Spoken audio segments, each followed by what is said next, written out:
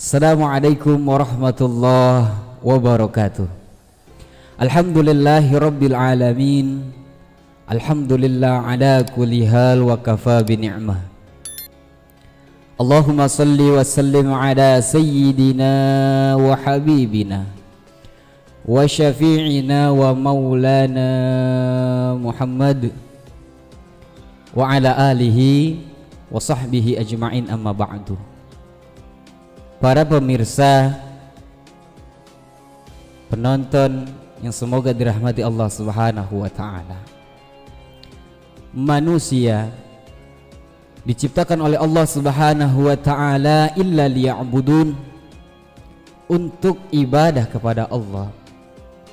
Ibadah sebenar-benarnya ibadah, ibadah yang mana kita lakukan sehingga mendapat hasil daripada rahmatnya Allah Subhanahu wa ta'ala fid dunya wal akhirah.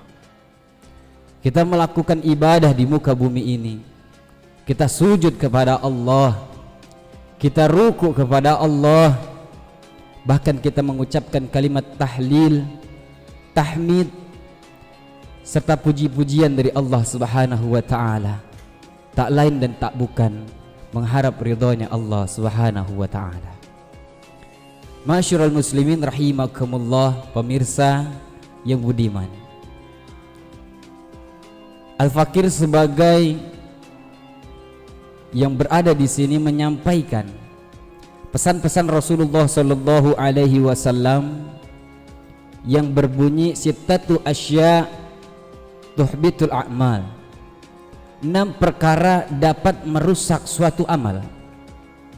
Ketika kita mencari amal di muka bumi ini sebanyak mungkin, dari bersedekah, dari berbuat baik, dari sujud dan ruku kepada Allah, itu menghasilkan daripada pahala dan suatu amal kebaikan kita yang akan kita peroleh nanti di akhirat kelak.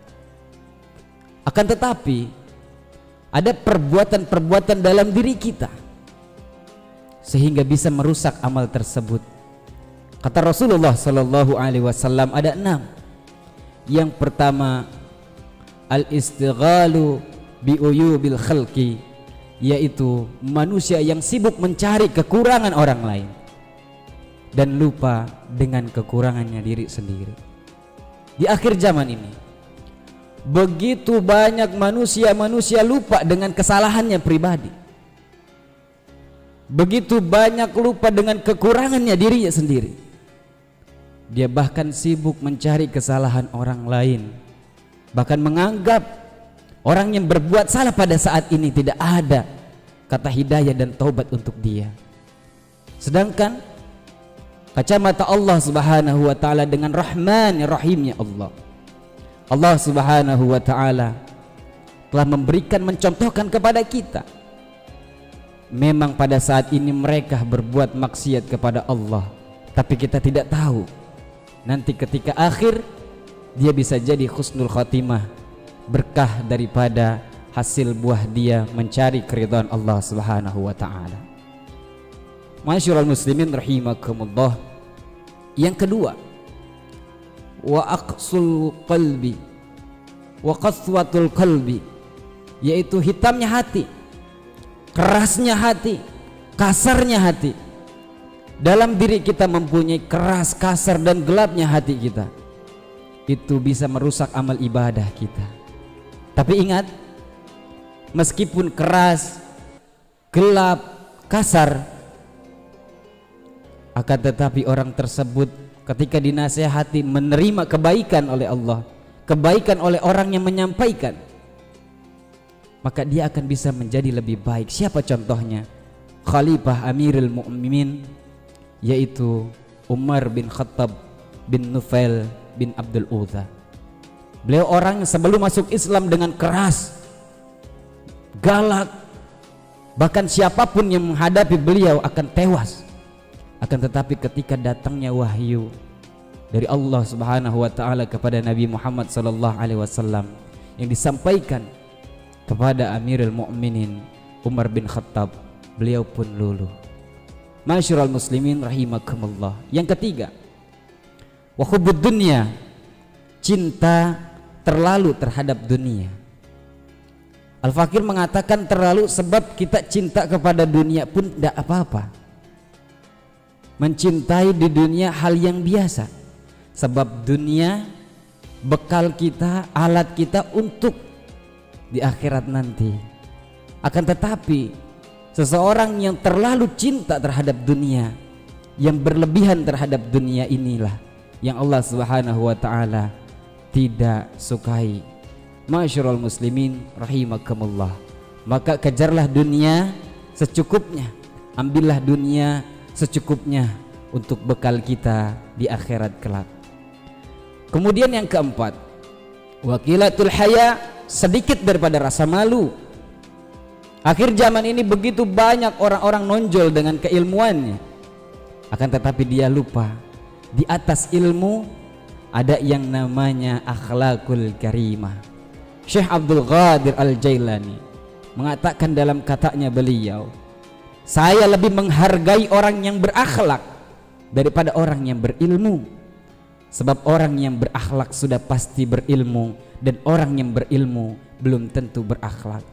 Begitu banyak sahabat-sahabat kita di luar sana, dia menasehati temannya sendiri, dia menasehati sahabatnya sendiri, bahkan dia menasehati daripada gurunya, sedangkan gurunya sudah membaca begitu banyak kitab, begitu banyak kitab-kitab yang beliau pelajari. Orang yang baru hanya memahami satu hadis, satu ayat, sudah menyalahi daripada gurunya. Na'udzubillah summa na'udzubillah. Hilang rasa malu, berkurangnya rasa malu. Akhir zaman ini jangan sampai kemaluan kita tidak bisa dikendalikan. Sebab kenapa? Al-haya'u minal iman, malu sebagian daripada iman. Masyarul muslimin rahimakumullah. Kemudian yang kelima, watulul amal, yaitu panjang angan-angan. Begitu banyak orang-orang tanpa disadari mempunyai sifat panjang angan-angan, yang hanya di dalam dirinya terlintas kalimat andai kala, jikalau, seandainya.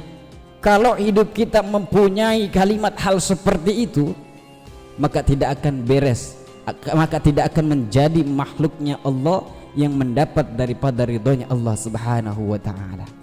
Kemudian yang terakhir, wa zalimun la yantahi, kezaliman yang kita tidak bisa berhentikan, yang tidak kita bisa stop daripada kezaliman itu.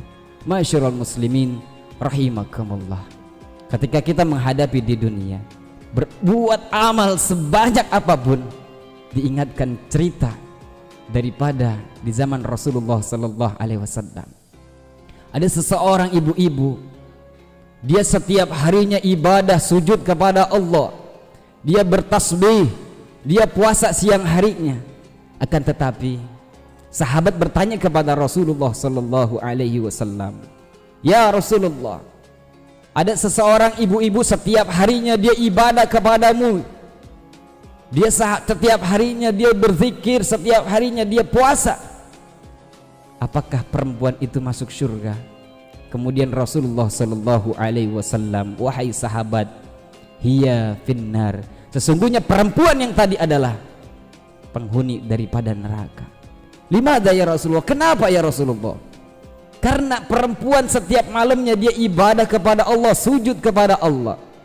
Akan tetapi di siang harinya dia berbuat daripada ghibah, mencela, menjelekkan satu sama lain, menjatuhkan daripada sahabatnya sendiri.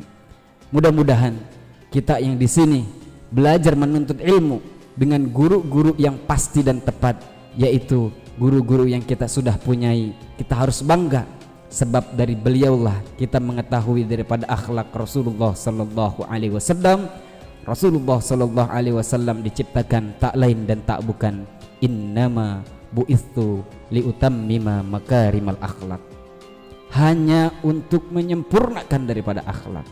Kealiman seseorang tidak dilihat daripada ilmunya, tidak dilihat daripada kepandaian dia berkata-kata, akan tetapi dilihat daripada akhlakul karimah. Semoga kita dapat mencontoh baginda Rasulullah sallallahu alaihi wasallam dan dapat meneladani daripada Rasulullah sallallahu alaihi wasallam. Kurang lebihnya mohon maaf. Wallahul muwafiq ila aqwamit thoriq. Assalamualaikum warahmatullahi wabarakatuh.